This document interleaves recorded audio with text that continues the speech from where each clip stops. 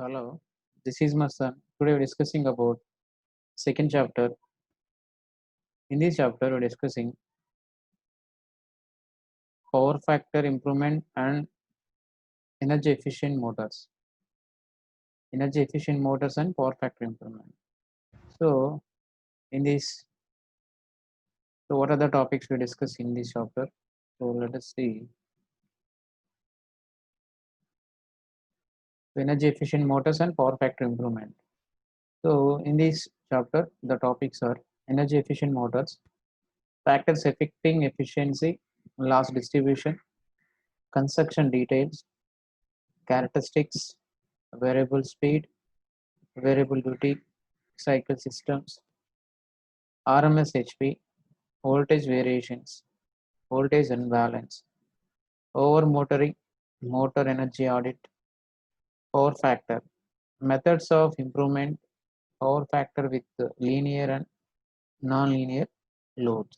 So these are the topics are discussed in this chapter. So the topics are what is mean by energy efficient motors, why you select this, why you go for the energy efficiency compared to standard motors, what are the factors are affected by energy efficient motor, what is loss distribution, constructions about the three-phase spherical cage induction motor, then speed torque characteristics, variable speed, variable duty control, variable duty cycle systems, RMS HP, voltage variations, voltage imbalance, over motoring, and finally motor energy audit. So these are the finally main factors to consider. So why you selected as energy efficient methods? Let us discuss one by one clearly coming classes. And remaining concept are in second chapter is power factor, methods of improvement, power factor with linear and non-linear loads. So let us discuss one by one. So why you selected? What is mean by first energy efficient motors? So energy efficient motor is, so why have high efficiency motor? So you know that efficiency means what? Output by input. Okay. So output by output plus losses. Suppose losses become zero, we are getting efficiency is 100%. So to maintain losses is less than very low values. How it is. So if you take any motor, the efficiency first you compare, efficiency is more. Okay. So that's why we concentrate high efficiency. High efficiency. So from this, why have a high efficiency motor means first save energy. This is a national priority. Why you select high efficiency, and finally next reduce operating cost and reduce harmful greenhouse gas emissions. So these are the three factors to consider. First, energy save. How much energy is saving from this energy efficient motor, and what is the operating cost, and finally reducing harmful. So these are the factors. So energy efficient motors, it is 70% of all electrical energy is consumed in India in driving electrical motors. 70% of electrical energy consumed in India, and 55% of it consumed by industrial motors. Driving electrical motors is 70% of electrical energy is consumed. In industrial motors, 55% of energy is consumed. Okay. So consumption of electricity by sector: industry 39%, agriculture 31%, others 30%. So based on this, you concentrate the selection of motor is high efficiency.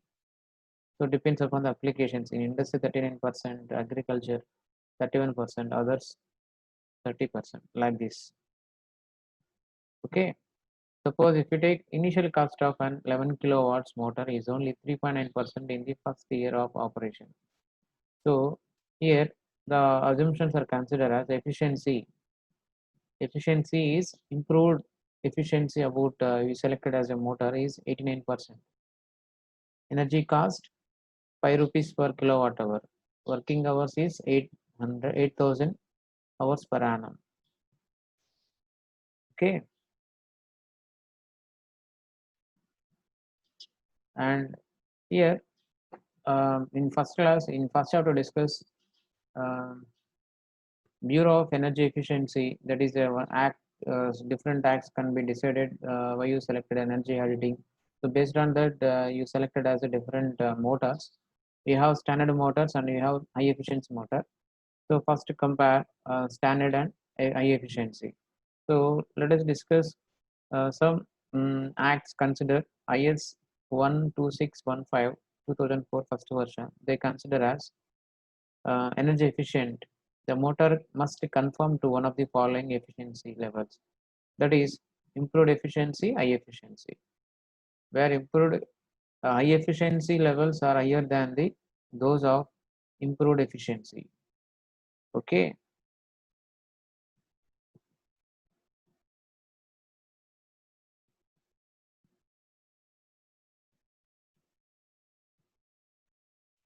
So here, why you consider high efficiency motors, energy efficient motor compared to standard motor is, if you take any standard motor, that is if you consider same rating of standard motor, energy efficient motor, in case of standard motors, the losses, that is core losses, copper losses, friction windage losses, spray load losses. So all are they should produce some values. So based on these, the efficiency will be less compared to high efficiency motor. So in high efficiency motor, the losses are very less compared to standard, and the constructions and rewinding and the usage of copper in high efficiency motor are that is copper, that is silicon, steel. So is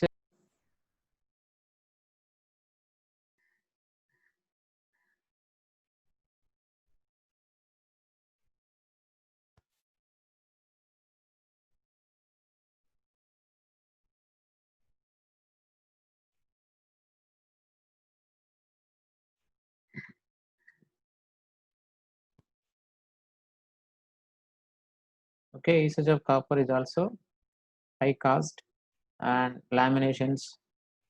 So the factors are considered. That's why the high efficiency motors are considered, not as standard motors. So because of that, we consider only high efficiency motor. So next topic is what are the factors to consider high efficiency motors? Why you selected it as a okay? So what are the factors we consider? Let us discuss one by one.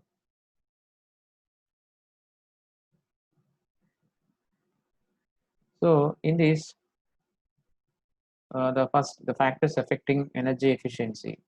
So you know that energy efficiency, energy means they're getting input is electrical given to the motor, we are getting as output is mechanical. So how much mechanical energy we are getting from that motor? So that is from that we calculated efficiency. The efficiency is more okay. It is better to compare to standard motors. So what are the factors are affecting? So these factors are the first losses, second underloading, third size to variable load, power quality, rewinding, poor power factor, inadequate maintenance, and age. So let us discuss one by one. So first losses. So what are the losses are considered? So use of energy efficient mode losses. What are therein losses? Stator ice-corer losses, rotor ice-corer losses, friction windage losses, payload losses. So suppose if you consider pixel losses, that is iron losses, use thinner gauge. Use thinner gauge. So lower cross-sectional area to reduce eddy current losses. So longer core adds more steel to the design with reduced losses due to low operating flux density. So whatever to reduce the pixel losses, what you done? Use thinner gauge. So once we are using thinner gauge, the cross-sectional area, that is lower cross core steel reduce eddy current losses. So to reduce eddy current losses means We are using as a thinner gauge. So what about copper losses about stator rotor is, so use of more copper and large conductor, use of more copper and larger conductor increases cross sectional area. So once we are increasing the cross sectional area, automatically the resistance will be reduces, that is resistance is inversely proportional to A, so automatically resistivity also reduces, so resistance also reduces. What about stator? I square R losses less, is also very low. So similarly rotor, so use of larger rotor conductors bars, increase size of cross section, so that automatically the resistance also reduces. So what about friction windage losses? Use of low loss fan design reduce losses due to air movement. So due to that, friction windage losses also reduces. Finally, so other than remaining, that is fixed losses, stator I square losses, rotor I square losses, friction windage losses. What about last losses means remaining losses is stray load losses. So what is meant by stray load losses is, that is depends upon the core construction. That is slots are designed by proper way. So that is inadequate adequate design. So the slot length with everything will be manufactured by standard dimensions. Suppose in improper design, so we are getting as um, flux density is very unequal flux density. So these two happen. So unequal flux links with neighboring coil, so that automatically there should be losses will be produced. Unequal flux automatically. What is the torque developing is also very less. So these losses is called as payload losses. So we can use energy efficient motors. So fixed losses, I square R losses, friction windage losses, payload loss also reduces. Okay, and it is the first factor. Second factor is what? Reduce underloading. So what is meant by underloading? So first, so reasons for underloading. So large safety factor when selecting a motor. And second, underutilization of equipment. Underutilization of equipment and high starting torque is required. So due to this only we consider the reason for underloading. So what is consequence of underloading? Increase motor losses, reduce motor efficiency, and reduce power factor. Okay, so replace with smaller motors. If motor operates at 50%, less than 50%, okay, underloading is, it is nothing but underloading. So what is the main reasons for underloading is underutilization, high starting torque, large safety factor when selecting a motor. So these are the three factors are considered why you, what is the reason for underloading conditions. Then sizing to variable load. Sizing to variable load is motor selection based on. So how to select motor? That is um, cost and load. Cost and load. That is slightly lower than the highest load. Occasional overloading for short periods. But avoid a risk of overheating due to extreme load changes, frequent or long periods of overloading, inability of motor to cool down. Okay, sizing to variable load. Suppose load will be changes alternatively, that is time to time. So what is happening? The load is the consumers want, that is the load is required. Whatever input is sending to that load, it's not enough to getting from that source. So it is happen once the load is varied. Clear? That is a variable load. Means the load will not constant in day by day, that is daytime or midtime, whatever it is, so that it is nothing but variable load. So due to that, um, to maintain that load is equally, so it's not possible. So that how that's why you should maintain the energy efficient motors to maintain constant output, to maintain the constant output. That is if you take, if you are getting any variable loads, the losses also less compared to standard motors. That's why it's selected as a energy efficient motors. Then fourth factor is improve power quality. So what is mean by power quality? In power quality means, we take the power quality definition is what is power quality is, the power quality means whatever supply, the input supply, if we are getting some given to some input to that device, we are getting same output. There is no any variations, there is no any losses. Suppose any disturbance are present, that is a unequal disturbance or whatever disturbance due to time consideration, that is also transient period. During transient period also we are getting a same output. So that is nothing but power quality. That is voltage variations, voltage transients, power variations, power transients will not be presented. So it should maintain proper magnitude, proper displacement. Everything should maintain properly. That is nothing but it is the one of the definition of power quality. So once we are using an energy efficiency motor, automatically the power quality also improved. Means there is no losses. There is losses very less compared to standard motors. That's why the point is improve power quality. So the motor performance affected by poor power quality. That is, what is poor power quality? Too high fluctuations in voltage and frequency. Too high fluctuations in voltage and frequency. So that is nothing but poor power quality. Voltage unbalanced. Unequal voltages to three phase of motor. Suppose if you take a single phase motor, the 230 volts, 50 hertz frequency. So you know that in as per standards, 2 to 3%. That is voltage variations.